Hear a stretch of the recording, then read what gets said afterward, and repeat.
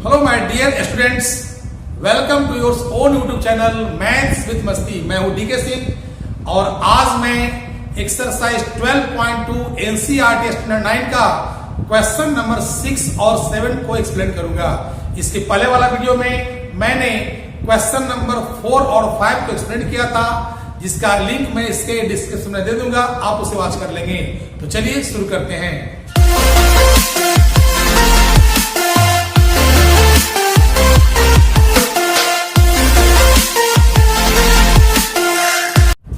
इस क्वेश्चन में क्या कर रहा है कि an umbrella is made by stitching 10 triangular pieces of cloth of 2 different colours, each piece measuring 20 centimetre, 50 centimetre and 50 centimetre. How much cloth of each colour is required for the umbrella. इसका meaning हुआ कि इस umbrella में 2 तरह के cloth का use किया जाता है, यानी कहने का अर्थ हुआ कि इस अम्ब्रेला में 10 ट्रायंगुलर पीसेस का यूज किया जाता है और वो 2 कलर उसमें है। इसका मीनिंग हुआ कि एक कलर में 5 ट्रायंगल बनता है। अब कहता है क्या कि प्रत्येक जो कलर का जो ट्रायंगल्स बन रहा है उसका एरिया कितना लगेगा, मतलब पूरा अम्ब्रेला बनाने में कितना एरिया हमको चाहिए कपड़ा, वो निकालना है। तो हम कैसे बनाएंगे? अगर हम एक ट्रायंगल का एरिया निकालकर अब मल्टीप्लाई कर देंगे 5 से, तो प्रत्येक कलर का एरिया निकल जाएगा मेरा। तो कैसे निकालेंगे? यहां पर देखिए ट्रायंगल का साइड दिया हुआ है 50, 50, 20। या तो इसको हीरोज फॉर्मूला से निकाल लेंगे और नहीं तो आइसोसेलेस ट्रायंगल का जो बताया था मैंने एरिया, उससे भी निकाल लेंगे। तो लिखेंगे यहां पर क्या सॉल्यूशन में लिखेंगे क्या कि ईच triangular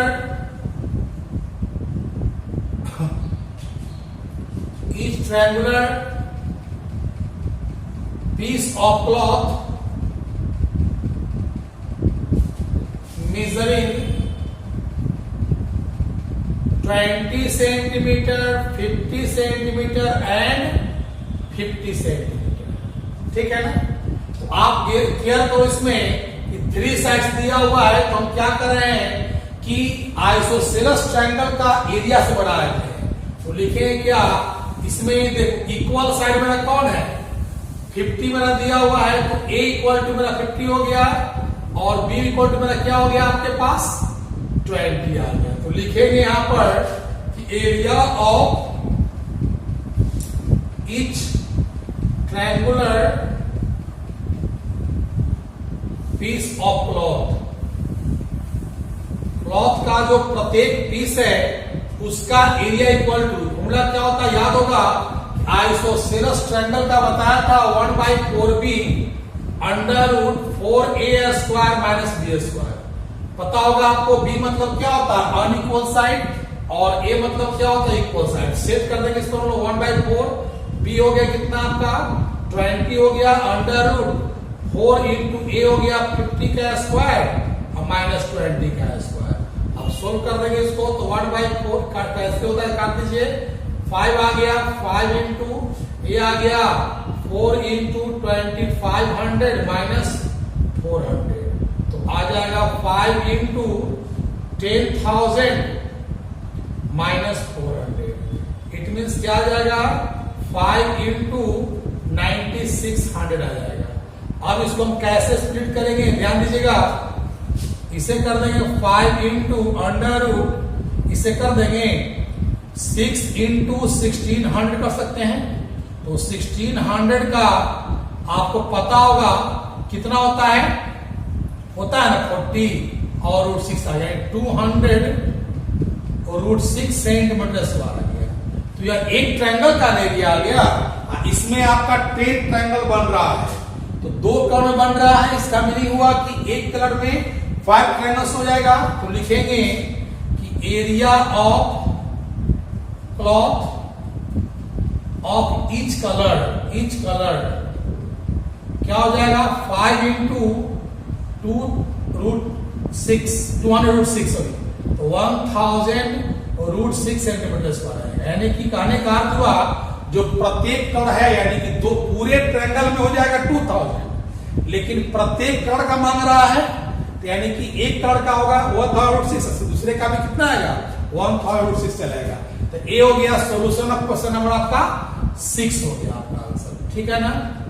क्वेश्चन नंबर 7 में क्या करा है, ए kite in the shape of A square with a diagonal 32 centimetre and N isosceles triangle of base 8 centimetre and side 6 centimetre each to be made of 3 different sets.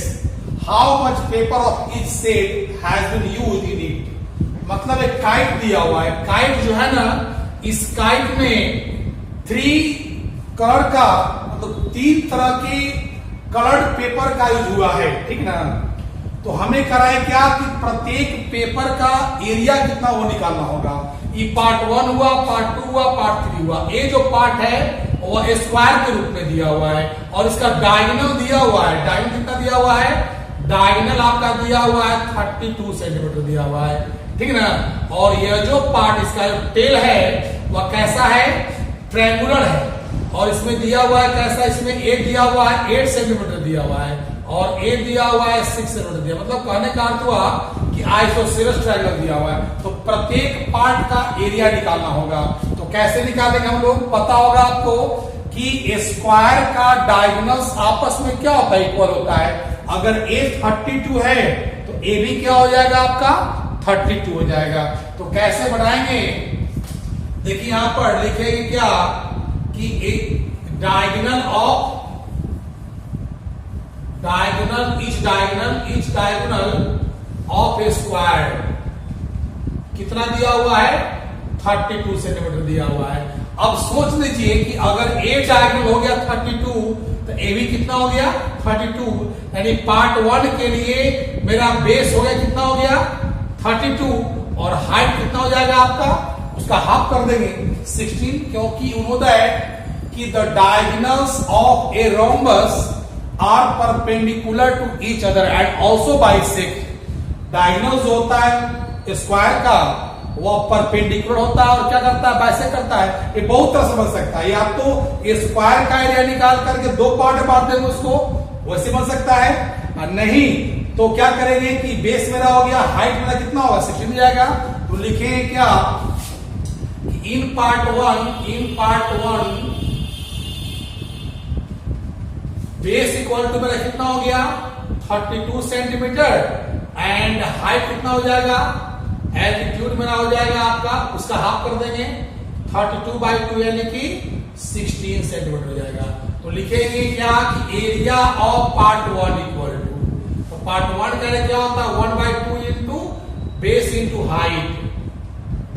Height हो जाएगा 1/2 into 32 into 16। तो आ जाएगा आपके पास, इसको काट दीजिए, 8 2 जा 16 carry किया 1, 8 3 जा 24 1 25, 256 सेंटीमीटर स्क्वायर आ गया। यानी कि पार्ट 1 का एरिया कितना आ गया, इतना आ गया। तो जितना आएगा पार्ट 1 का उतना ही हो जाएगा। सिमिलरली यहां लिखेंगे कि similarly area of part 2 equal to कितना हो जाएगा 256, क्योंकि सेम न है। आपको पता होगा कि each diagonal of A square divides the square into 2 equal parts. तो जितना एरिया इसका आ गया उतना एरिया से चला गया आपका। अब रही बात टेल की, तो लिखेंगे क्या कि इन पार्ट थर्ड मेरे पास अनइक्वल साइड में कितना दिया, 8 दिया हुआ है, तो बी का वैल्यू ले लेते हैं 8 ले लेते हैं और ए कितना हो गया आपका 6 centimetre. So area of part third निकालेंगे। Area of part third formula क्या बताया था 1/4 B under root 4a square minus B square, यानी आ जाएगा 1/4 बी। बी कितना हो गया आपके पास 8 into under root 4 into 6 square minus 8 square हो जाएगा।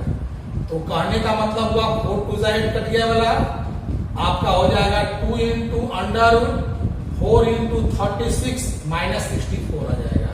तो आपका आ जाएगा यहां पर ये हो गया आपके पास 2 इंटू 144 माइनस 64 आ जाएगा। माइनस करेंगे तो क्या जाएगा 80 आ जाएगा। इस 80 को कैसे स्प्लिट करेंगे 16 इंटू 5, इट मीन्स 2 इंटू 4 5, तो तो कितना आ गया 8 √5 आ गया। अब यहाँ तो हम इसको ऐसे ही छोड़ सकते हैं और नहीं तो √5 का वैल्यू अगर हमको याद है तो हम कितना मान सकते हैं। तो याद रखिएगा कि √5 का वैल्यू होता है 2.236। याद रखिए √2, √3 और √5 तीनों का वैल्यू आप निकाल लीजिएगा, क्योंकि ध्यान दीजिएगा वहां पर √2 का वैल्यू होता है 1.414, √3 कितना होता है 1.732, 5 कितना होता है 2.236। ये बहुत काम आता है आपका है। तो √5 मेरे पास कितना दिया हुआ है, यहाँ पर दिया हुआ है ना। तो अगर पता होगा आपको कि 2 डिजिट से बाद जो 5 से बड़ा आता है 1 क्या करते हैं, तो हम क्या यूज करेंगे यहाँ पर 2.24, 8 4 जा 32, कैरी किया 2, 8 2 जा 16 और 3 19, कैरी किया 1, 8 2 जा 16 और 1 17.92 सेंटीमीटर स्क्वायर हो गया। तो ये आपका सोल्यूशन है क्वेश्चन नंबर 7।